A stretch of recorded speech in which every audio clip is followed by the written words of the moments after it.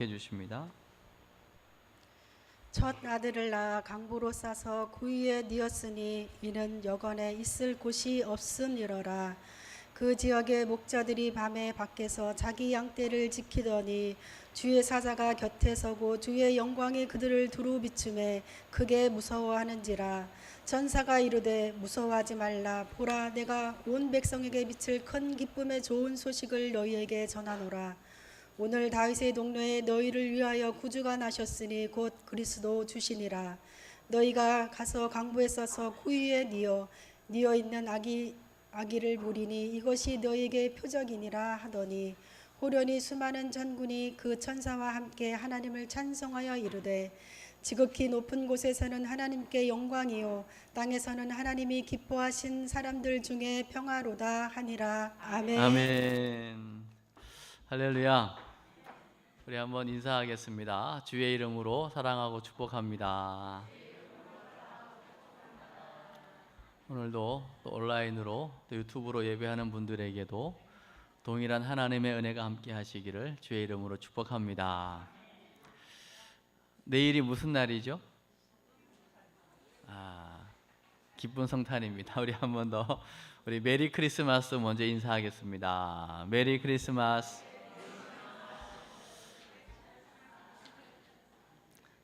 여러분 혹시 내일 성탄절을 맞이하게 되는데요, 몇 번째 맞이하는 성탄이신가요? 이제 모태신앙을 기준으로 한다면 올해 나이가 40인 사람은 교회를 안 빠졌다면 40번째 맞이하는 걸 거고요, 만약에 50대에 예수를 믿기 시작해서 올해가 80이신 분은 30번째 성탄절을 맞이하겠죠. 어쨌든 많은 횟수 성탄절을 맞이하셨을 텐데 여러분에게 혹시 기억에 남는 성탄절이 있으신가요? 아멘 하신 분은 그 성탄절이 어떤 의미가 있기 때문에 기억에 남을까요? 뭐 다양한 이야기가 있겠죠. 저는 성탄절이 되었어도 예수님이 누구인가를 모르고 그냥 집에서 성탄절을 보낸 시절도 있었고요. 그리고 이제 성탄절이라고 해서 교회에서 성탄절을 막 보냈지만 정말 중요한 예수님하고는 상관없는 성탄을 보낸 적도 있었습니다. 근데 이제는 시간이 가면 갈수록 그 성탄의 분위기랄까요? 그 성탄만 되면 그 전에 그 길에서 울려 퍼지는 어떤 캐럴송이나 12월 한 달 내내 그냥 길거리만 걸어도 뭔가 이렇게 기쁨이 있었던 그런 성탄 분위기는 점점 사라져가는 것 같은 생각이 들기도 해요. 그리고 교회마다 화려하게 장식했던 그 추리도 이제는 경제적인 여러 가지 어려움으로 인해서 축소하기도 하고 이제 없는 경우도 이제 보게 되는 거죠.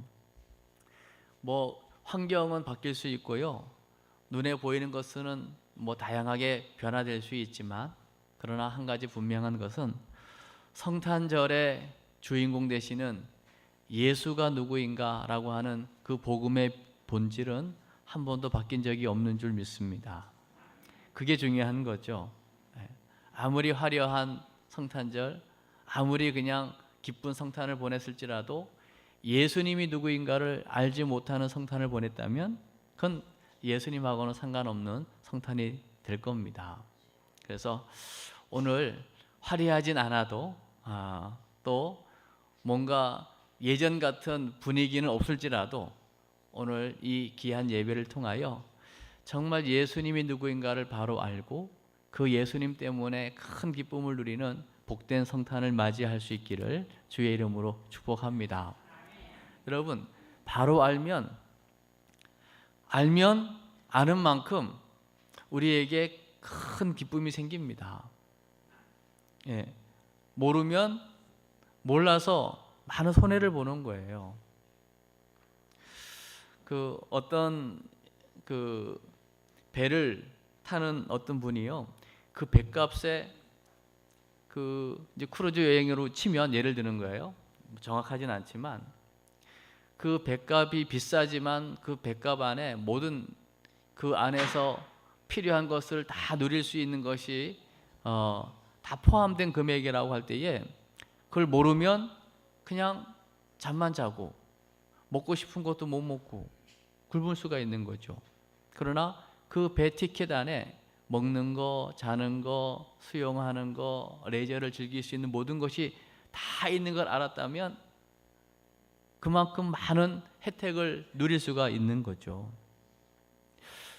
우리가 예수 믿는다라고 할 때에 그 예수를 믿으면서도요, 그 예수 안에 있는 그 기쁨, 즐거움, 그 엄청난 하나님의 그 복이 무엇인가를 우리가 잘 모르고 잘 누리지 못하는 경우도 분명히 있을 거라는 거예요.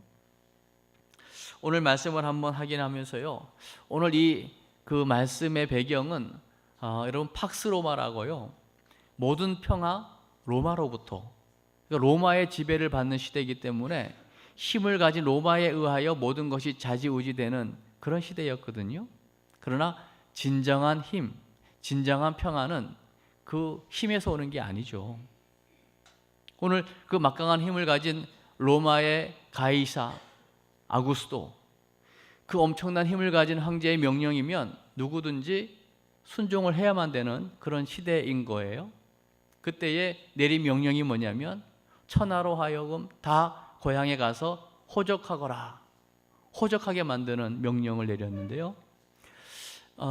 이제 예수님을 이제 잉태한 마리아의 남편 요셉, 그 요셉의 고향이 유대 베들레헴이었기 때문에 그 갈릴리 나사렛에서 그 베들레헴까지 이제 이동하는, 또 가야만 하는 그런 이제 상황을 오늘 읽진 않았지만 앞부분에서 소개하고 있거든요. 그러면 우리가 볼 때, 아니 이제 배가 많이 부른 그 마리아를 나사렛에다 두고 가면 혼자 갔다 오면 되는 거 아닙니까? 상관없거든요. 이렇게 보면은 이 요셉이 참 나쁜 사람 같잖아요. 그러나 이걸 한번 또 생각해 보면 그 당시에 아직 정혼하고 아직 합방이 안 된 그런 상황 가운데 처녀인 줄 알았는데 배가 불렀다? 그걸 또 이해할 수 있는 나사렛 사람들이 아니겠죠? 그럼 당연히 그런 상황을 생각한다면 데리고 가야 되는 게 또 마땅하고요. 그러나 한 가지 분명한 것은 예수님을 베들레헴에서 낳게 됐다는 거예요. 그러면 여기에 많은 생각을 하게 되거든요. 왜 하필 그 가이사 아구스도의 명에 의하여 그 먼 거리를 걸어서 힘들게 베들레헴까지 가야 되고, 또 그곳에서 왜 예수님이 낳으셔야 됐는가? 그러나 이 모든 것들이요, 그 당시에 뭐 로마의 가이사 황제의 명령인 것 같고 어쩔 수 없는 상황인 것 같고 하지만 이 모든 것들이 하나님의 말씀의 성취인 줄로 믿습니다. 그러니까 예수님의 오심은 철저하게 하나님의 약속의 말씀대로 성취된 사건이라는 거예요. 예를 들면요, 우리 이사야 7장 14절 말씀을 아시나요? 혹시 준비가 됐을까요? 이사야 7장 14절 말씀에 보면요, 이런 말씀이 있죠. 처녀가 잉태하여 아들을 낳을 것이요 그 이름을 임마누엘이라 하리라. 이미 예수님 나시기 전 700년 전에 이사야 선지자를 통해서 처녀의 몸에서 아들을 낳게 될 건데 그 이름이 임마누엘이라. 이 말은 하나님이 우리와 함께 하시다라는 뜻이거든요.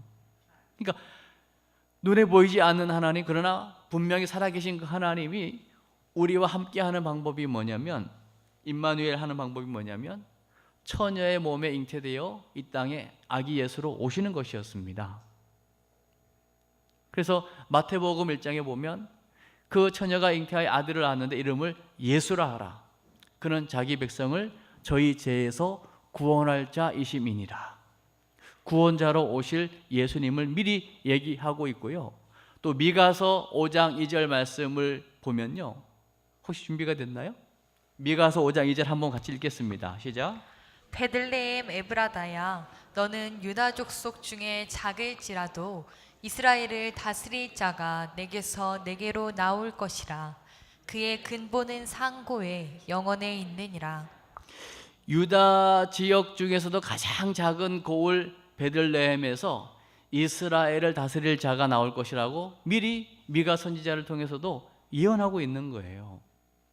그러니까 철저하게 우리 예수님의 이 땅에 오심, 그걸 우리는 성육신이라고 하죠. 거룩하신 하나님이 육신의 몸을 입고 이 땅에 오신 사건이 성육신 사건이죠. 그리고 성탄절이라고 하는 것은 예수님이 베들레헴 말구유에 탄생하셨다. 이게 성탄절 아닙니까? 그래서 오늘 이제 7절 말씀을 한번 보시죠. 7절 시작. 첫 아들을 낳아 강보로 싸서 구유에 뉘었으니 이는 여관에 있을 곳이 없음이로라. 첫 아들을 낳아 강보에 쌓였는데요. 구유에 누웠다는 겁니다. 이유는 있을 여관, 방이 없었다는 거죠. 이 예수가 누구인 걸 알았다면 누구든지 방을 내어줬을 거예요. 그러나 그 누구도 이 나실 아기가 예수인 것을 알아보는 사람은 없었지요. 아마 방이 없어도 돈을 더 준다고 하면은 방이 생길지도 모릅니다. 그리고 정말 그 아기 예수가 어떤 분인가를 정말 알았다면 없는 방을 만들어서 주셨을지도 모릅니다. 마찬가지입니다. 오늘 이제 2023년 우리가 성탄절을 이제 맞이하게 되는데요. 우리 예수님 이 땅에 정말 아기 예수로 오신다고 할 때에 과연 그 예수님 저희 집에 오세요, 제 마음속에 오세요라고 기쁨으로 받을 준비가 되어 있는 사람이 얼마나 있을까? 여러분은 그 주님을 맞이할 준비가 되셨습니까? 정말 메리 크리스마스 인사는 했지만 그 주님을 기쁨으로 영접하고 맞이하셨습니까? 오늘 2000년 당시 오실 때에는요, 방이 없었다고요. 그래서 말 그대로 구유입니다. 말 밥통에 나신 거예요. 말 먹이가 되시려고 오신 거죠. 그걸 상징하는 거예요, 사실은. 가장 높은 곳에 계신 분이 가장 낮은 곳으로 오신 거죠. 그리고 온 백성들의 먹이가 되어 수많은 사람들, 온 인류에게 생명을 주시기 위해 오신 분이 예수님이십니다. 그래서 오늘 8절 말씀을 한번 보십시오. 시작. 그 지역의 목자들이 밤에 밖에서 자기 양떼를 지키더니. 오늘 목자들이요 밖에서 양을 지키고 있습니다. 한밤중입니다. 우리가 없어요. 그냥 들에서 양을 지키는 목자입니다. 가장 천한 신분인 것을 예표하기도 할 겁니다. 이들은 양을 지키기 위해서 사실 밤이지만 푹 잘 수가 없는, 깨어 있어야만 했고요. 그리고 밤이고 들이기 때문에 볼 게 아무것도 없습니다. 볼 수 있는 거라고는 하늘밖에 없었을 겁니다. 하늘을 바라볼 수 있는 자, 위를 바라보는 자, 그리고 깨어 있는 자, 바로 목자였죠. 그리고 양을 잃어버리지 않게 해서 양을 지키던 자. 우리 하나님은 이 아기 예수의 가장 큰 기쁨의 소식을 가장 먼저 누구에게 전할 것인가를 분명히 생각했을 거예요. 그리고 오늘 이 목자에게 나타나셔서 그 소식을 가장 먼저 전해주고 있는 것을 보게 되죠. 이유가 있겠죠. 왜요? 깨어 있었고 자기의 맡겨진 사명을 잘 감당하고 있었고 늘 위를 바라보고 있었던 목자. 오늘도 이런 자세로 주님을 기다리는 자에게 우리 주님은 찾아가시고 만나 주십니다. 그들에게 하신 말씀이 뭐죠? 9절을 보십시오. 시작. 주의 사자가 곁에 서고 주의 영광이 그들의 두루 비춤에 크게 무서워하는지라. 이런 영광을 경험하게 된다는 거예요. 여러분, 이 영광스러움을 한 번만 경험하면요, 사람은 바뀌게 되어 있습니다. 우리가 신앙생활 하면서요, 우리가 뜨뜻미지근하고요, 시간이 가면 갈수록 뭔가 기쁨이 사라지고 시간이 가면 갈수록 감격이 사라지는 우리의 신앙생활에 오늘 목자들이 경험한 이런 영광스러움을 한 번이라도 제대로 경험하게 된다면요, 분명히 바뀌게 될 거예요. 오늘 10절을 보십시오. 시작. 천사가 이르되 무서워하지 말라. 보라, 내가 온 백성에게 미칠 큰 기쁨의 좋은 소식을 너희에게 전하노라. 온 백성에게 미칠 큰 기쁨의 좋은 소식을 듣게 된 거죠. 여러분, 온 세상의 모든 민족, 모든 백성들에게 미칠 가장 큰 기쁨의 소식이 뭘까요? 지금까지도 두고두고 누구든지 들으면 기쁨이 되는 그 소식이 뭐냐는 거죠. 그 소식은 바로 성탄의 소식인 줄로 믿습니다. 이것보다 더 큰 기쁨의 소식은 없는 거예요. 아멘. 그 소식의 내용을 오늘 이제 11절에서 말씀해 주고 있는 거죠. 11절입니다. 시작. 오늘 다윗의 동네에 너희를 위하여 구주가 나셨으니 곧 그리스도 주시니라. 오늘 이 너희를 위하여라고 하는 이 너희에다가요, 여러분의 이름을 넣었으면 좋겠어요. 오늘 다윗의 동네에, 왜 다윗의 동네죠? 다윗이 어떤 동네에서 태어난지 아십니까? 다윗이 바로 베들레헴에서 태어났습니다. 그리고 하나님이 보시기에 가장 역대 이스라엘의 왕 중에 이상적인 왕을 다윗으로 꼽았습니다. 그리고 다윗, 너 씨를 통하여 메시아 보내줄게라고 약속하셨습니다. 그러기에 하나님은 그 약속하신 대로 다윗의 고향 베들레헴에서 약속하신 그 메시아 그리스도를 보내주신 줄로 믿습니다. 그 보내신 이유가 바로 다름 아닌 너희를 위하여, 나를 위하여 구주, 세상을 구원할 주님, 구세주 예수님, 그분은 바로 그리스도 주라고 말하고 있는 겁니다. 여러분, 그리스도라고 하는 말을, 예수님이라고 하는 이름은요, 그 당시에도요 많이 있었습니다. 그러나 그 예수가 누구인가를 바르게 알려주는 호칭이 뭐냐면 그리스도라고 하는 단어입니다. 구약에 기름을 부어서 세웠던 새 직분이 왕, 선지자, 제사장을 세울 때 기름 부어 세웠거든요. 그러나 이 땅의 선지자, 제사장, 왕은요 한계가 있었습니다. 그럼에도 불구하고 그 직분들이 세워질 때에 나라가 든든히 세워질 수가 있었거든요. 바로 예수님이 참 그리스도라고 하는 겁니다.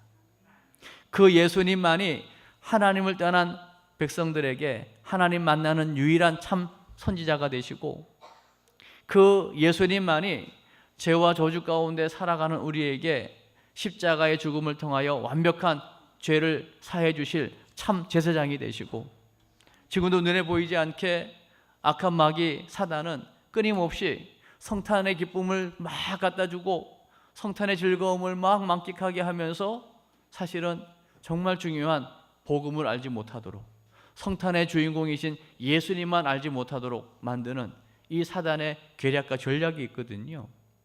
그 사단 마귀, 그 마귀의 일을 멸하시고 사단의 머리를 박살내신 예수 그리스도, 그분은 왕 중에 왕이 되신다는 거죠. 그걸 또 예표하는 게 뭐냐면요, 사실은 이제 동방의 박사들은 이제 먼 곳에서 별을 보고 찾아가잖아요. 예수님 오실 것을 알고 찾아가서 그 아기 예수를 보자 보배합을 열어서요 황금, 유향, 모략을 드리게 되거든요. 그 중요한 내용이 뭐냐면, 황금, 당신은 왕이십니다. 아기 예수지만. 유향, 당신은 신이십니다. 모략, 그러나 당신은 죽어야만 합니다. 바로 그리스도의 사명을 감당할 바로 당신이 메시아 그리스도이십니다. 이 고백인 거죠. 그 예수님이 이 땅의 모든 백성들에게 미칠 큰 기쁨의 좋은 소식, 굿뉴스인 줄로 믿습니다. 이 예수님을 만나야 되는 거죠. 이 예수님을 구주로 모셔야 되는 거죠. 이 주님을 아무리 바쁘고 분주해도, 내 방이 꽉 차 있을지라도, 다른 걸 다 버릴지라도 내 안에 한 켠에 빈 방을 만들어 이 예수 그리스도를 나의 구주로 모셔야 되는 겁니다. 그게 성탄절인 거예요. 그 주님을 정말 내 삶의 주인으로 모셔드리면 그냥 메리 크리스마스가 되는 거죠. 기쁨과 감격과 감동의 크리스마스가 되는 거죠.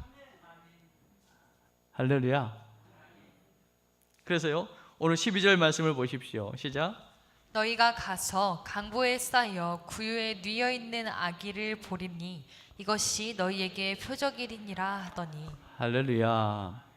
오늘 목자들에게 이 기쁨의 소식이 아마 이 가브리엘 천사였을 거예요. 그 세례 요한과 예수님의 그 수태고지한 가브리엘 천사가 아마 이 소식을 전했을 거라고요.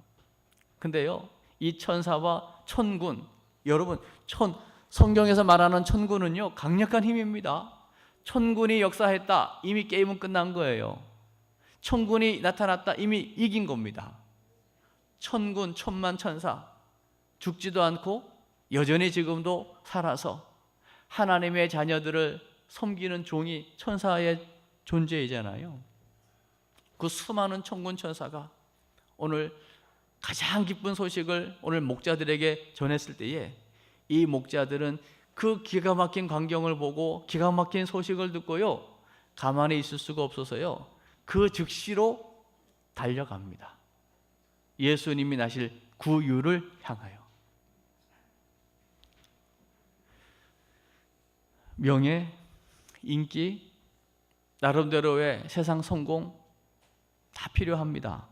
그러나 이 시대에 정말 필요한 건 이 목자처럼 깨어 있어 하늘을 바라보고 자기에게 주어진 그 사명이 무엇이든지 성실하게 감당해내는 목자의 자세가 필요하죠. 이 목자는 적어도요, 이 기가 막힌 소식과 광경을 보고요, 가만히 있을 수 없어서 즉시로 이 소식을 가지고 달려가서 아기 예수께 경배하는 모습을 내일 보게 될 겁니다. 할렐루야.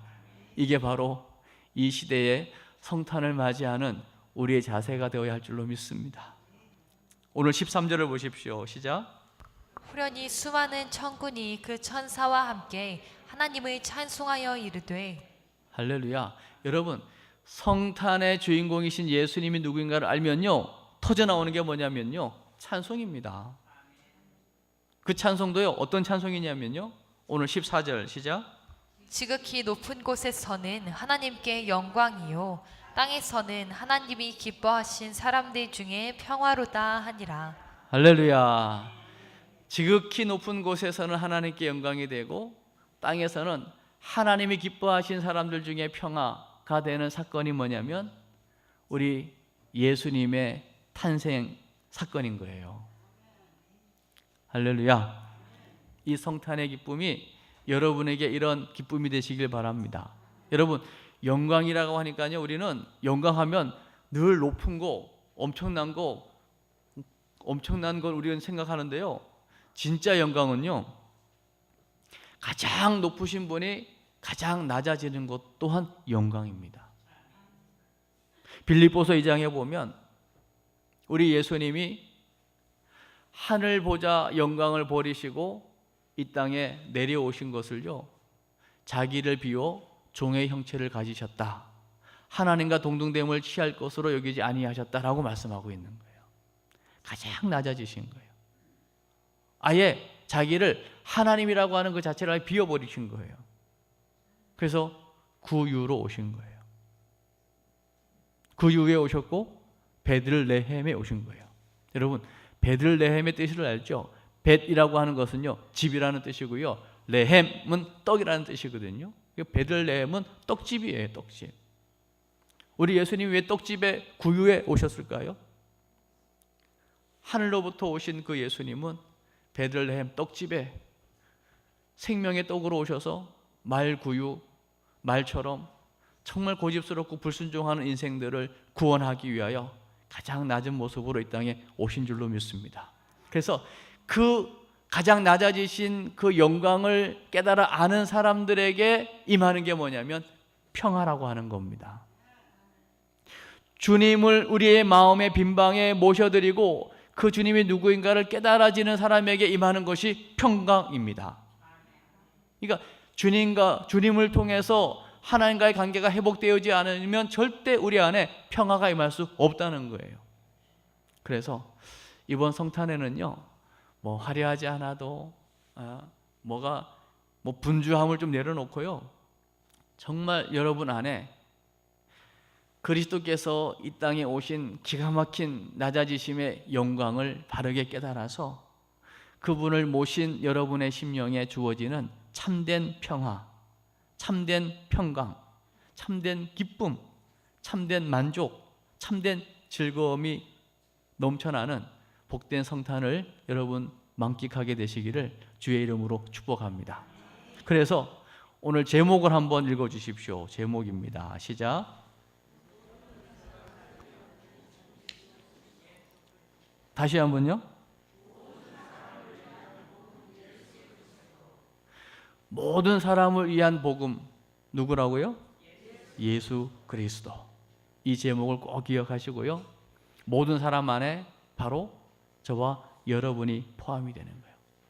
우리에게 주어진 가장 좋은 소식 복음, 바로 예수 그리스도.